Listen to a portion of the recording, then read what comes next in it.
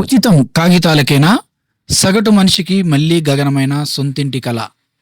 వినియోగదారుడిపై భారాల ఇసుక తిన్నెలు. గతంలో ప్రభుత్వానికి ఆదాయం, ఇప్పుడు దళారులు, ప్రైవేట్ వ్యక్తుల పాలు. తనిఖీల పేరిట జరిమానాలు, చివరికి సామాన్యుడిపైనే రేట్ల వాత. సగటు మానవునికి సొంతింటి కల మళ్లీ గగనమవుతోంది. ఉచిత ఇసుక అంటూ ప్రభుత్వం ప్రకటించిన క్షేత్రస్థాయిలో మాత్రం ధరలు ఆకాశాన్ని తాకుతున్నాయి. ఇసుక విధానంలో వస్తున్న మార్పులు, క్షేత్రస్థాయిలో అధికారుల నిఘా వైఫల్యాలు, మితిమీరిన తనిఖీలు సామాన్య పౌరుడి నడ్డి విరుస్తున్నాయి. నాడు ప్రభుత్వానికి ఆదాయం, నేడు ప్రైవేట్ జోబుల్లోకి.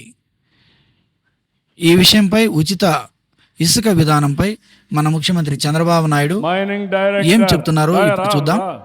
మీకోసం నేను చూస్తున్నాను. ఇసుక సరిగా లేదు, 6% డిఫరెన్స్ ఉంది. వై అది కూడా కరెక్ట్ కాదు. నాకు 6% కూడా రాకూడదు. కలెక్టర్కి ఆర్డర్ చేస్తున్నా, ఇసుక నేను ఫ్రీగా ఇమ్మన్నాను. We are losing heavily. ఒకటి అడుగుతున్నా, మీరు ఏ రీచ్కైనా వెళ్ళి మీరు సొంతంగా మీ ట్రాక్టర్లో తీసుకుపోతానంటే ఎవరైనా అబ్జెక్ట్ చేస్తున్నారా? నేను ఐఎమ్ వెరీ క్లియర్. అక్కడ జరిగితే మాత్రం నీ ఉద్యోగం పోయిందా? నేను ఒక పద్ధతి ప్రకారం చేసినప్పుడు ఏ ఒక్క వ్యక్తికి నష్టం జరగకూడదు. కలెక్టర్ కూడా చెప్తున్నా, ఏ ఒక్కరూ అడ్డుపడకూడదు. ఇసుక అనేది స్వేచ్ఛగా తీసుకుపోయి మీకు అవసరమైన కొద్దికి మీరు వాడుకోవచ్చు. వేరే రాష్ట్రాలకు పంపడానికి వీలు లేదు, స్మగ్లింగ్ చేయడానికి వీలు లేదు. కానీ మీరు రాలేకపోతే అక్కడ మాత్రం ఒక వ్యక్తికి ఇచ్చి ఎంత ఖర్చు అయితే ఎంత పెట్టమన్నాం అది కూడా ఎప్పటికప్పుడు సూపర్వైజ్ చేసుకోండి. నేను ఈరోజు 1,000 కోట్ల రూపాయలు రాష్ట్రానికి ఆదాయం పోగొట్టుకుని ప్రజలకు ఇచ్చిన హామీ ప్రకారం ఉచిత ఇసుక ఎన్డీఏ విధానం అని మరొకసారి మీ అందరికీ విజ్ఞప్తి చేస్తున్నా. చూశారు కదా, గత వైసీపీ ప్రభుత్వ హయాంలో ఇసుక విక్రయాలను ప్రభుత్వమే నేరుగా పర్యవేక్షించేది. అప్పట్లో ఒక ట్రాక్టర్ ఇసుక ధర సుమారు 4,500 వరకు ఉండేది. ఈ ఆదాయం నేరుగా ప్రభుత్వ ఖజానాకు వెళ్ళేది. అయితే ప్రస్తుత టీడీపీ కూటమి ప్రభుత్వం వచ్చిన కొత్తలో ఉచిత ఇసుక విధానాన్ని ప్రకటించింది. దీనివల్ల ప్రారంభంలో ట్రాక్టర్ యజమానులు 1,500 నుండి 2,000 రూపాయల లోపు ధరలకే ఇసుకను అందించారు. దీనితో సామాన్యుడు ఊపిరి పీల్చుకున్నాడు. కానీ ఆ సంతోషం ఎంతో కాలం నిలవలేదు.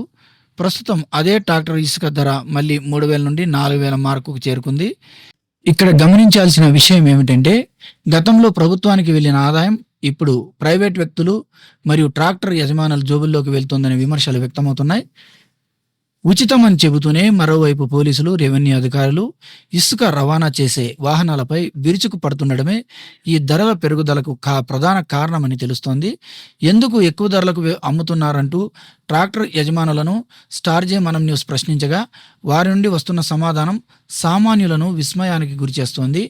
అధికారులు మమ్మల్ని పట్టుకొని వేలల్లో ఫైన్లు వేస్తున్నారు, ఆ జరిమానాల భారాన్ని మేము మోయలేం, అందుకే రేట్లు పెంచాల్సి వస్తుంది అని ట్రాక్టర్ యజమానులు బహిరంగంగానే చెబుతున్నారు. ఇల్లు కట్టుకుంటున్న సగటు మనిషి ఇప్పుడు ప్రభుత్వాన్ని, వ్యవస్థను కొన్ని సూటి ప్రశ్నలు అడుగుతున్నాడు. ఉచిత ఇసుకని ప్రచారం చేయడం ఎందుకు? మళ్ళీ రవాణా చేసే వాహనాలకు పట్టుకొని ఫైన్లు వేయడం ఎందుకు? అధికారులు జరిమానాలు విధిస్తే ఆ భారాన్ని అటు తిరిగి ఇటు తిరిగి మా మీద వేసి రేట్లు పెంచడం ఎంతవరకు న్యాయం అని సామాన్యుడు ప్రశ్నిస్తున్నాడు. పాలసీ ఏదైనా చివరకు సామాన్యుడి జోబుకు చిల్లు పడాల్సిందేనా అని పలువురు ప్రశ్నిస్తున్నారు. ప్రభుత్వం కేవలం విధానాలను ప్రకటించడమే కాకుండా క్షేత్రస్థాయిలో ఇసుక బ్లాక్ మార్కెట్కు తరలకుండా, రవాణాదారుల దోపిడీకి గురి కాకుండా కఠినమైన నిబంధనలు అమలు చేయాల్సిన అవసరం ఎంతైనా ఉంది. అప్పుడే ఉచిత ఇసుక అనే పథకం సామాన్యుడికి నిజమైన ఊరటనిస్తుంది.